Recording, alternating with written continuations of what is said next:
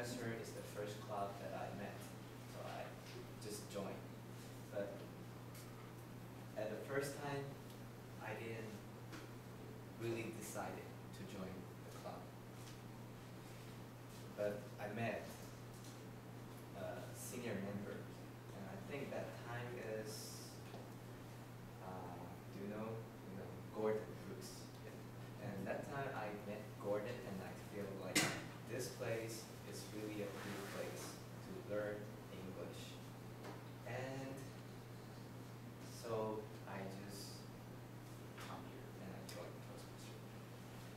And after a few weeks, they asked me to become officers, which is EVP deputies, and Vice President Education Deputy, which I can help them to invite VIP from outside, just like what Sarah helped me and what Karen helped me before.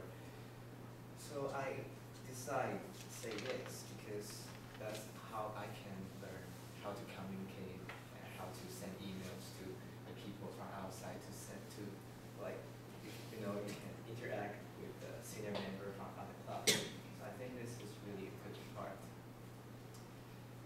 But since I agreed to become officers, I feel like this is really, yeah, I think this is a really good opportunity, and I really learned a lot. But while I become a EVP, and I think this is a tough job, because not only a tough job, and this is also changed a little bit at the first time, why I joined Toastmaster, and why I become officers. When I become officers, they asked me which job I'm gonna take, and I asked Kathy. At that time, I asked her, "Can I become a president?" This is the first time what I think, and I think when the first time I joined Toastmasters and I become officers, I really have passions to become like a president, or to learn English and to learn more communication skills. And this is the first time. And while the officer to become the EVP, to begging, not begging, I think to ask people to become assignment takers, this is really not really uneasy. And this is also different from what I think why I'm joining Toastmaster. Before, I think this place I can learn my English skills and to foster self-confidence, just like what the mission said. But people here, we are more likely to become like friends, and we enjoy the atmosphere here, and we not only learn English, we also build out our relationship with others.